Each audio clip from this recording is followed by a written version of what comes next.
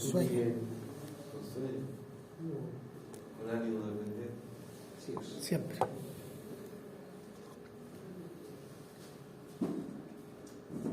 Bien, lo que nosotros hoy día vamos a ver, vamos a seguir analizando la evolución de los contaminantes, principalmente en el aire, aunque esto también se aplica a las descargas al agua o al suelo. Lo que nosotros ya habíamos visto eran los efectos de dilución y transporte, esencialmente, y hoy día vamos a poner un poco más de énfasis en lo que es remoción y transformación de los contaminantes en el medio. Pero en general de los efectos de dilución, cuando ocurre la descarga, digamos, tiende a transportarse y dispersarse hasta que de alguna forma se logra diluir, pero hay algunas situaciones en las cuales no se diluye plenamente. Eso lo habíamos visto, y que eso de alguna forma está relacionado con algunas condiciones climáticas particulares en las cuales aparece, digamos, una capa de inversión térmica que limita la dilución. En condiciones normales se puede diluir en un volumen muy grande. Cuando ocurre este fenómeno, el espacio en el cual se pueden diluir los contaminantes es menor. Y eso se ve en esa figura. Y claramente aquí hay una capa que impide que esto se disperse hacia zonas más altas. Bueno, en este caso Santiago propone, ya que como además está rodeado de montañas, no tenemos que romper la montaña, hacer un túnel como para que se pueda diluir en esas otras direcciones. Pero en este caso se puede horizontalmente, y por mucho que esté la montaña, a lo mejor sea para 13 años, pero hacia arriba va a seguir existiendo esa restricción. Por lo tanto, en general, para todo el costo que involucra promover una cordillera de ese tamaño, no es razonable. Bueno, y eso se asocia principalmente en estos casos, lo que hemos visto, cuando uno compara, en general hay épocas en las cuales los niveles de, en este caso, material particulado, que suelen ser bastante bajos, ¿ya? Y por lo tanto, en esa época involucra que hay buena dilución, buena dispersión de los contaminantes, que básicamente de septiembre en adelante. Octubre plenamente, octubre, noviembre, diciembre, algo enero. Aquí hay un caso puntual a mediados de febrero que se registró un valor alto, pero lo más seguro es que haya habido un incendio forestal que involucró, digamos, año 2017 hubo algo mucho incendio, pero hay una situación bien puntual que hubo un par de días que hubo mediciones altas, pero ahí en el fondo es porque hay una gran fuente. Pero si uno ve después en este periodo que básicamente va entre abril y septiembre, ¿ya? En las cuales esta variación pequeña que hay acá tiende a variar más, ¿ya? Y hay algunos días que se superan.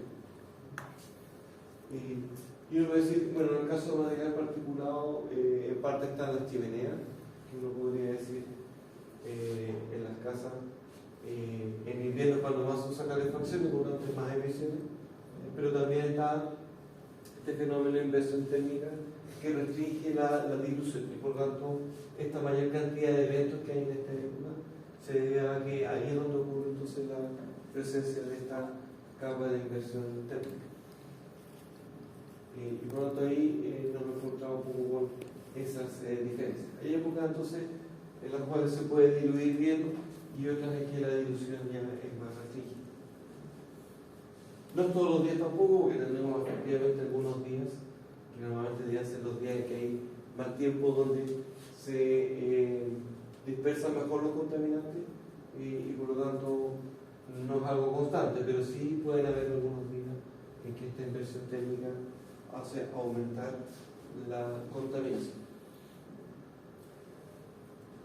Bueno, y ahí lo que tenemos que ver ahora, básicamente dilución y transporte sobre esos fenómenos, y lo que vemos es ver bueno, de alguna forma, si solamente emitimos y queda dando vuelta en la atmósfera, quedaría eternamente, se iría acumulando y por lo tanto va aumentando constantemente y no todo siempre aumenta tan constante. Entonces, para algunos materiales hay algunos elementos de remoción o transformación de los contaminantes.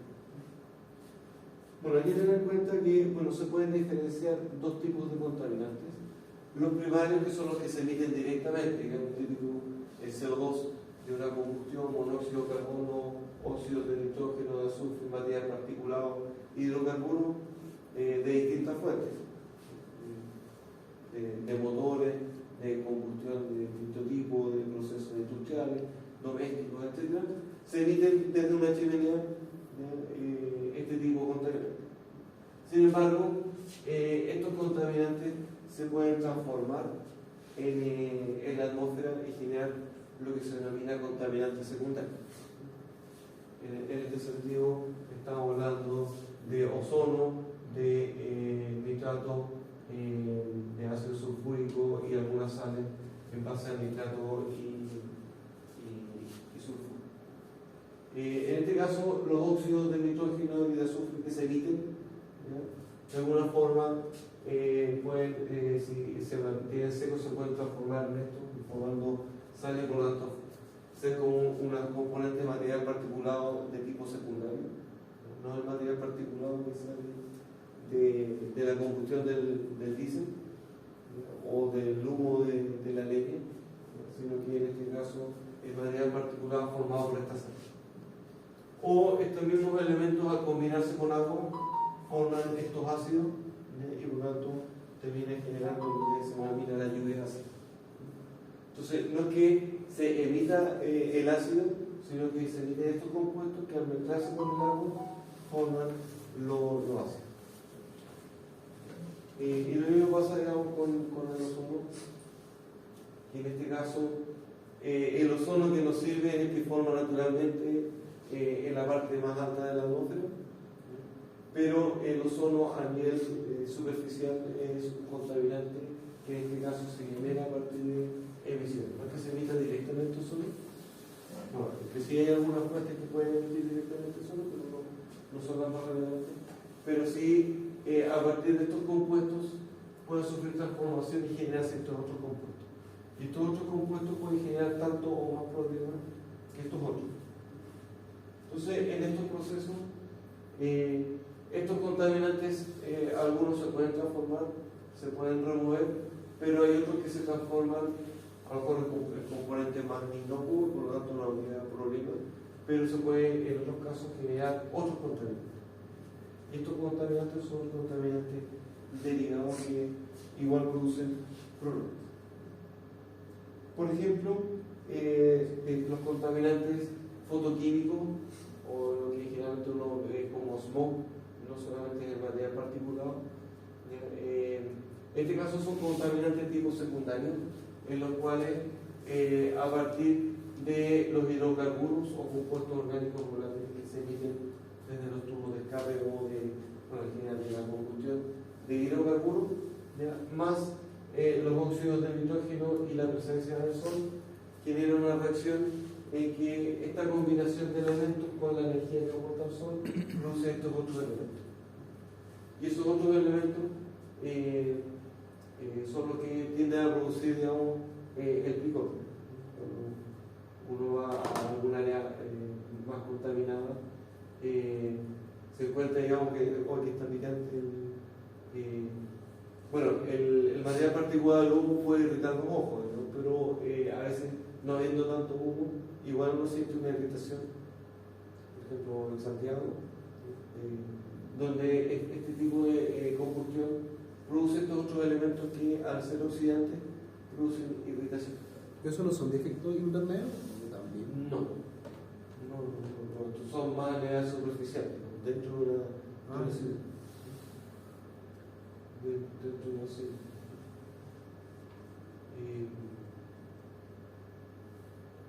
Si alguno de estos pudiera llegar a la parte más alta, puede tener otro efecto, pero en este caso el efecto es más local. Lo que se emite en la ciudad, normalmente Cuando no hay una buena combustión, entonces no solamente se emite el CO2 que debiera ser lo que debiera salir de un tubo de escape, sino que hay restos de combustible, aceite quemado, monóxido de carbono, y por lo tanto esos elementos se pueden recombinar con otros compuestos y generar otros contaminantes. Si uno ve un poco la evolución, en este caso, por ejemplo, para una emisión de determinados compuestos como hidrocarburos, restos de hidrocarburos y óxido de nitrógeno, inicialmente las emisiones hacen aumentar estos elementos, pero a medida que estos elementos se empiezan a combinar, empiezan a crear otros elementos. Entonces, este óxido de nitrógeno se transforma en este dióxido de nitrógeno, y a su vez esto, al ir descomponiéndose, va recombinando el oxígeno y formando ozono a nivel superficial, que también es un agente oxidante y por lo tanto también produce irritación. Y por lo tanto, cuando uno ve el paso del tiempo, inicialmente las emisiones son de este tipo, pero que se van transformando y apareciendo otros compuestos a medida que pasa el tiempo. Y por lo tanto, es parte de lo que uno debiera tener en cuenta cuando no solamente preocuparse de las emisiones directas, sino que esto se puede transformar en otros compuestos que también son contaminantes. Ahora, la solución, por ejemplo, si uno detecta muchos de estos compuestos y quiere regularlos, lo que tendría que hacer es controlar estos otros compuestos. Entonces, hay que tener en cuenta, digamos, este fenómeno de que algunos contaminantes pudieran degradarse y desaparecer, pero otros se pueden transformar en otros contaminantes que pueden ser tanto o más peligrosos. Bueno, existe una serie de procesos naturales que tienden a atenuar la contaminación, ¿ya? Y no solamente la dispersión, o la dilución, que tiende, digamos, a repartir en un mayor volumen. Pero, por ejemplo, hay algunos procesos físicos, por ejemplo, el material particulado, en la medida que sea lo suficientemente grande, puede sedimentar. O sea, cuando uno está en una tormenta de viento, uno puede sentir que las partículas de arena incluso pueden chocar con la carga. Pero obviamente cesa el viento y eso rápidamente vuelve a. Entonces, hay fenómenos, digamos, entonces, que las partículas que son más pesadas, obviamente, cuando se reduce la velocidad del viento, en este caso, pueden sedimentar. Las partículas que son muy finas, como material particulado fino, en general, como es tan fino, cuesta más que sedimentar. En teoría podría sedimentar, pero como es tan liviano, cualquier brisa hace que se vuelva a suspender. Hay otros procesos como la absorción de solución que en general se utilizan más a nivel de tratamientos de agua o ocurren más en el flujo de agua, en el cual el agua, cuando va pasando a través de un suelo, el suelo puede ir a través de estos procesos ir removiendo, por ejemplo, el nitrato que puede estar contenido en el agua. Y por tanto, ese es un proceso que en este caso, desde el punto de vista de la contaminación del agua, ayuda a que el agua se vaya limpiando. Hay otros como reacciones químicas. Bueno, en este caso, los compuestos orgánicos volátiles, a través de las reacciones químicas como las que vimos, se pueden transformar en otros contaminantes, pero también se podrían transformar en otros compuestos que no tienen problema. O cuando tenemos isótopos radiactivos, ahí el decaimiento, o sea, básicamente la degradación con el tiempo, la que va permitiendo que eso vaya disminuyendo.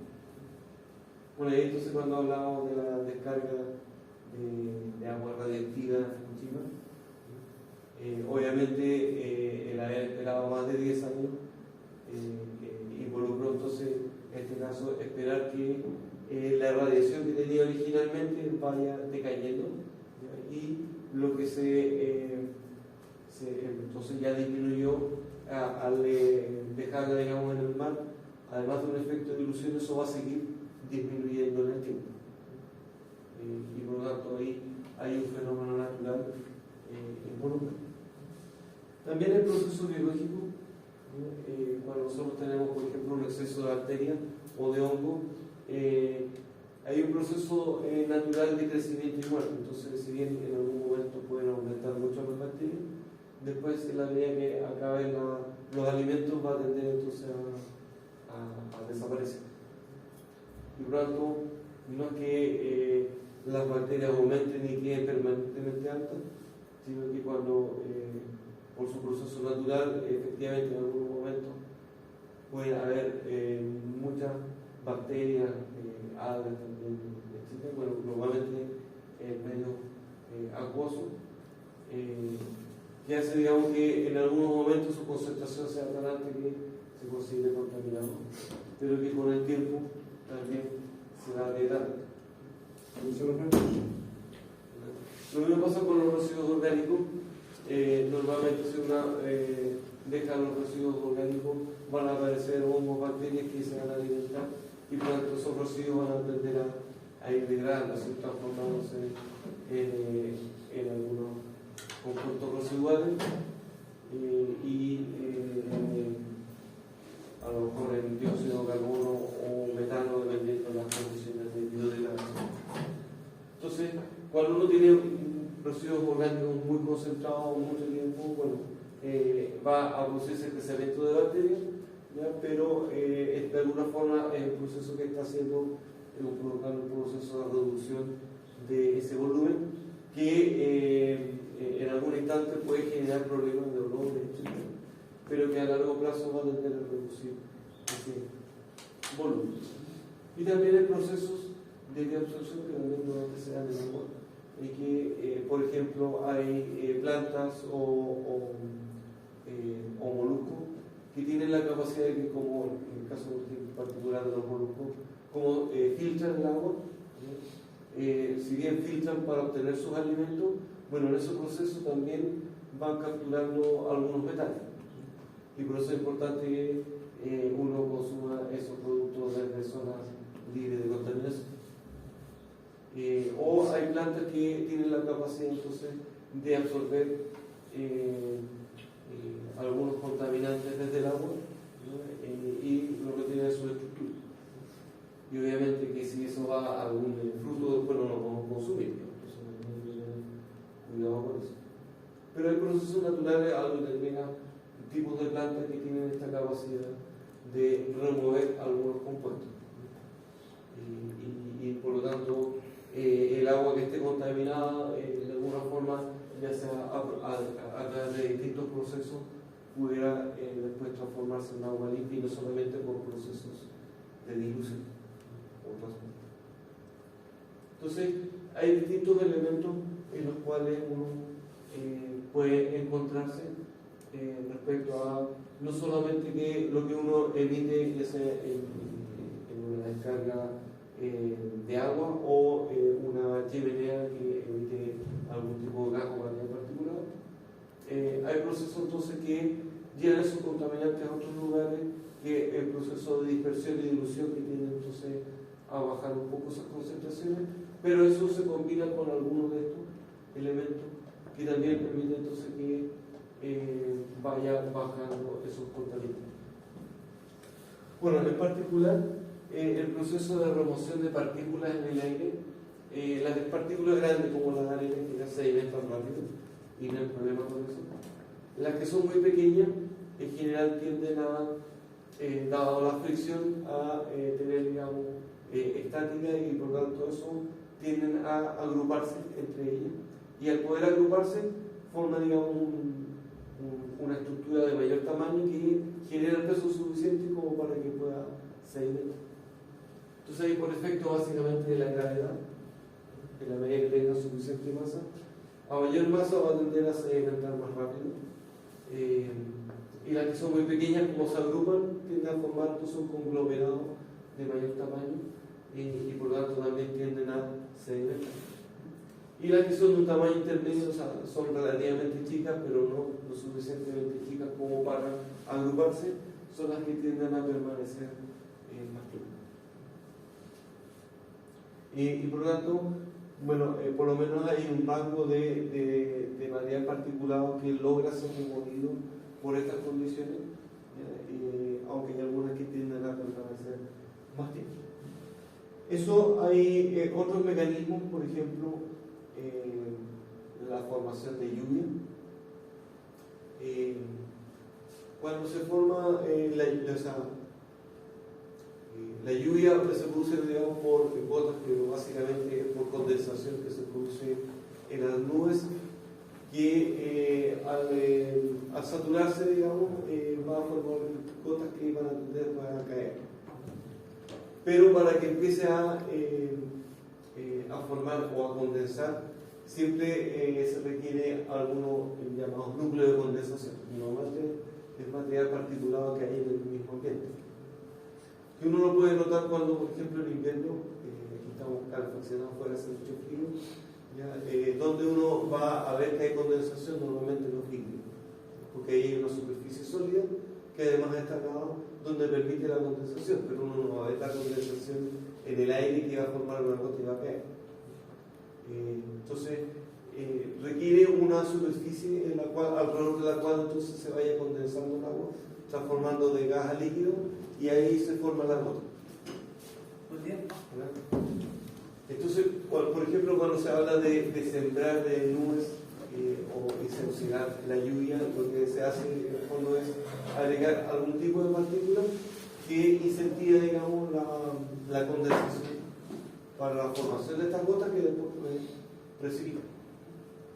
Y lo otro es que el choque entre gotas y las gotas chocando con partículas también tiene una posibilidad de capturar parte de esas partículas. Aunque cuando va cayendo, da la dinámica, digamos, del aire, a veces va en dirección a chocar con la partícula, y la partícula, por el efecto, digamos, del aire alrededor de la gota, tiende a veces a desviarse y no logra ser capturada. Lo que sí hay que tener en cuenta, digamos, que estos mecanismos, este mecanismo, digamos, puede ser un mecanismo, este otro en general no es tan frecuente. O sea, cuando uno dice, ya, hay mucha contaminación en Santiago, ya, vamos a contratar un avión que tire agua, en realidad, si no están dadas las condiciones, no va a servir de mucho. Y en algún momento se propuso, digamos, si nosotros entonces tiramos agua, eso a través de estos procesos vamos a lavar el aire. Sin embargo, si no están las condiciones, nosotros podemos tirar agua y quizás empieza a caer, pero si no hay suficiente humedad, esas gotas se van a evaporar, de manera que después no van a llegar al suelo. Profe, ¿y eso se puede hacer como en una condición local? Por ejemplo, no sé, aquí mismo en una sala, como humedecer el aire para descontaminar, ¿se puede hacer eso? Se podría usar, pero no tan eficiente. No tan eficiente.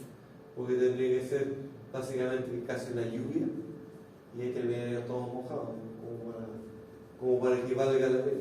Ese efecto yo lo he visto en los terrarios. O sea, no cae lluvia en sí, pero sí, hay un ciclo que funciona muy parecido a eso. Porque hay una humedad que microclima. Hay una humedad que de alguna forma se está evaporando, pero logra condensarse como se satura mucho, y por lo tanto ahí empieza a recircular. Claro. Pero ahí el principal mecanismo de remoción de las partículas son estos acá, sedimentación. Esto acá complementa que remueven algunas partículas, pero no todas. O sea, de forma natural es parte del proceso, pero no el principal.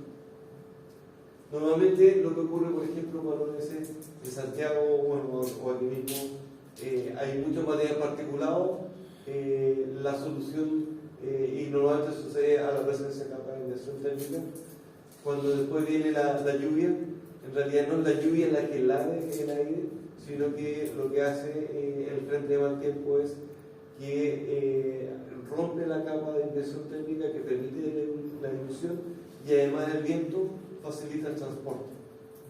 Y por lo tanto son esos efectos de dilución y transporte los que bajan las concentraciones de contaminantes cuando hay una lluvia, más que la remoción por estos mecanismos. Entonces también hay que tener en cuenta que estos procesos naturales existen.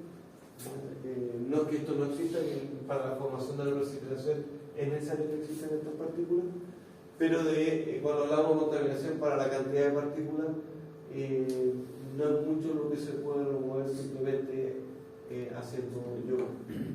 En general, el proceso, cuando uno dice, llovió y por lo tanto se limpió el aire, no es la lluvia la que lavó el aire, sino que normalmente hay algo de eso, pero el principal mecanismo es al romper la inversión térmica, permitir la dilución y el viento, el transporte, por lo tanto, por eso bajan las concentraciones y uno siente el aire más limpio. Por lo tanto, ahí es parte un poco lo que uno debiera considerar al momento de visualizar, digamos, algunos tipos de soluciones. Bueno, aquí yo les mencioné algunos procesos que son naturales, pero obviamente algunos de esos tipos los podemos aprovechar para como tratamiento ya de la contaminación. Pero eso ya lo vamos a ver en la próxima semana. Bueno, entonces en resumen, nosotros vamos a tener distintos tipos de emisiones, ¿no? La agricultura, la industria, las actividades domésticas, etcétera, que hacen emisiones, bueno, algunas de tipo natural, pero en realidad respecto a eso no podemos hacer, pero sí respecto a nuestras actividades, todos los procesos de combustión, transporte, etcétera, van a generar contaminación, bueno, al aire, al agua, etcétera. Parte de esos elementos que se emiten van a ser transformados, por ejemplo, el ozono que se produce a nivel urbano, básicamente por estas transformaciones de los productos que se emiten. Y así hay otro tipo de elementos que efectivamente después pueden llegar a otras zonas y producir algunos inconvenientes. Y algunas emisiones que tienen ya estos efectos más globales, como los CFC, lo que hacen es también químicamente destruir las moléculas de ozono, pero en la estratosfera, que son el ozono que nos interesa conservar, porque es el que nos protege de los rayos ultravioletas. El ozono que está en la troposfera, o la parte baja de la atmósfera, es lo que se considera contaminación. El ozono que está en la parte alta se considera, digamos, un ozono natural que hay que cuidar, porque es lo que nos ayuda a proteger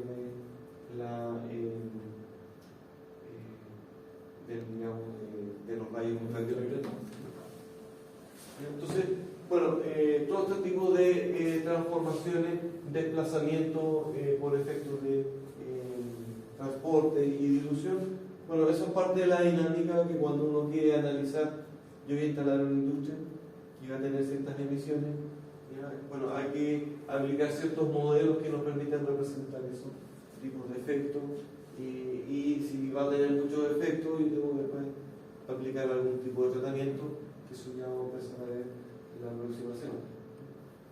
Pero desde el punto de vista de un diagnóstico, uno tiene que tener claro que uno va a tener ciertas emisiones, puede tener normativas que controlan efectivamente las emisiones, pero parte de eso se va a desplazar y va a producir efectos en otros lados, y ahí tenemos que cuidar no solamente la salud de las personas, que es lo que hemos visto en esta normativa, sino que también los recursos naturales, como la calidad del agua, los recursos naturales como los bosques, naturaleza en general, ecosistemas y el patrimonio ambiental. Entonces, eso es lo que hemos estado viendo el último mes prácticamente respecto a a ver un poco, digamos, dónde están, cuáles son los tipos de fuentes, qué tipo de efectos uno observa de estos contaminantes, ¿ya? Qué normas regulan estas emisiones, y aquí, digamos, estos procesos de desplazamiento, transformación, dilución, a los cuales están sometidos los contaminantes. Y esto se aplica, bueno, aquí está planteado básicamente en gases y material particulado, pero que también se aplica algún equivalente para las emisiones al agua, al suelo, o emisiones como ruido, energía electromagnética, etc. Y por lo tanto, de alguna forma, esos son los elementos que uno debería utilizar cuando quiere hacer un diagnóstico respecto a cuál es el estado que existe actualmente en una determinada zona. Cómo yo puedo decir si voy a estar aportando un problema o no. Porque cuando se superan las normas, obviamente se toman medidas y por lo tanto aparecen algunas restricciones respecto a que si yo puedo instalar una nueva industria en esa zona. Y por lo tanto tener estos elementos de poder decir, esto aquí ya está con problemas, y yo llegar a incrementar ese problema, obviamente eso va a ser, va a tener mucha mayor precaución. No es que no se pueda hacer, pero sí ya no llegar y liberar o emitir con tanta facilidad. Y bueno, y aunque sea a lo mejor un sector más aislado, si va a producir efectos, también vamos a tener que controlar esos sistemas. Y eso es lo que vamos a empezar a ver en la próxima clase.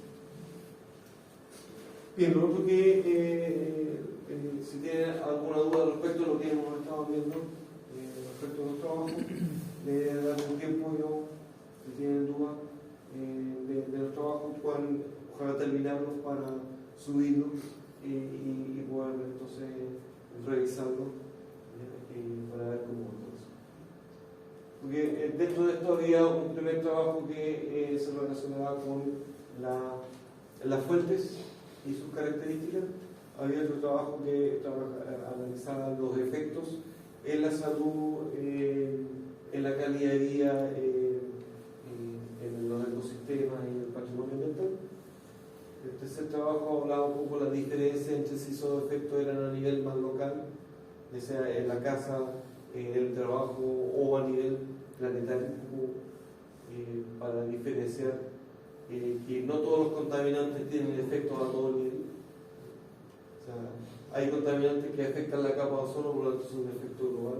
Hay contaminantes que tienen un efecto a nivel dentro de la casa, pero que no afectan al resto del entorno. O a nivel del trabajo también, un poco a tener en cuenta eso. Y después habíamos visto un poco para ver cómo se aplicaban las normas, definiendo, digamos, si dada alguna serie de datos uno podría identificar si cumple o no se cumple la norma. Y el último trabajo, que eran unos ejercicios básicamente asociados a dilución, y esos son los 5 trabajos que irían asociados a este segundo resultado de aprendizaje.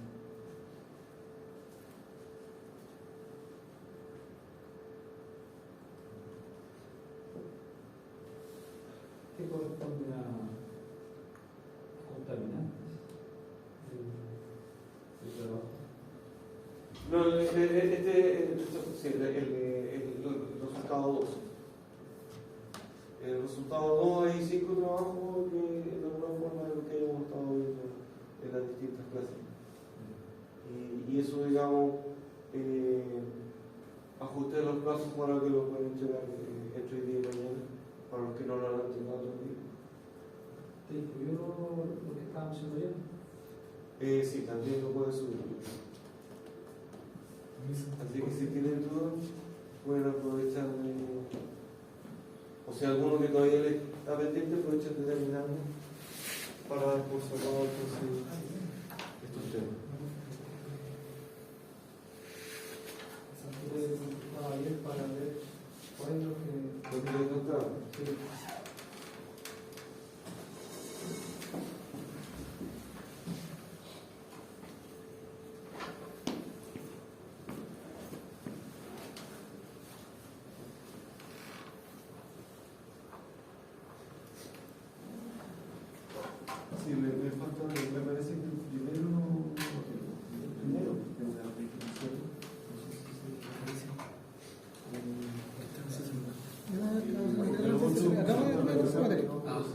3 veces segundo.